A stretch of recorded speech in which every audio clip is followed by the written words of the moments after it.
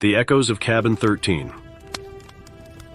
There's a story from my youth that I seldom share, but tonight, with the crackling campfire and the velvet darkness around us, it feels appropriate. Years ago, when I was in my early 20s, I got a temporary job as a camp counselor at Green Pine Summer Camp. Green Pine was renowned in our state, its brochure showcasing azure lakes, tall pine trees, and cozy wooden cabins. I was assigned to Cabin 13. At the time, the number didn't alarm me. On the first day as I was setting up, the adjacent cabin's counselor, a freckled guy named Ethan, dropped by. With a grave tone, he whispered, "Did they tell you about Cabin 13? Thinking he was joking, I chuckled. "Let me guess, it's haunted?" He didn't laugh. 2 years ago, a counselor named Sarah disappeared. She was in this very cabin. She was reported missing, but they never found her. Some nights, counselors have heard whispered lullabies or seen fleeting reflections in the windows, reflections that don't belong to any camper. I rolled my eyes. Great campfire story, Ethan. However, as days turned to nights, oddities began. Sometimes it was the faint sound of sobbing.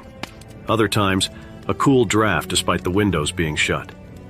One evening, as the kids huddled around the campfire, Lily, a small girl with raven black hair, tugged my sleeve. "Sarah wants to play," she murmured. I frowned. "Who's Sarah?" "She said you'd know. She visits me at night." Chills cascaded down my spine. I dismissed it as camp tales rubbing off on her. A week later, during a game of hide and seek, Lily went missing. The entire camp went into a frenzy. As the sun dipped below the horizon, a thick fog enveloped the campgrounds. Amidst the panic and shouting, I heard a familiar tune, a lullaby. Following the sound, I ventured deeper into the forest until I stumbled upon an old abandoned cabin. Its wood was rotten, its roof half caved, but there was a light inside. I mustered my courage and peeked through the window. There, in the dimly lit room, stood Lily, holding hands with a translucent woman, her pale eyes staring right back at me. It was Sarah.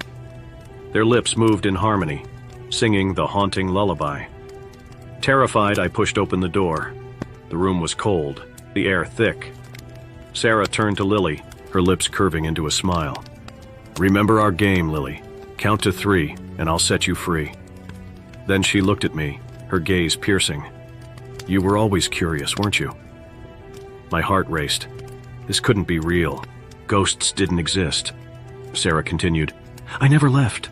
I'm trapped here in a loop, waiting for someone to set me free."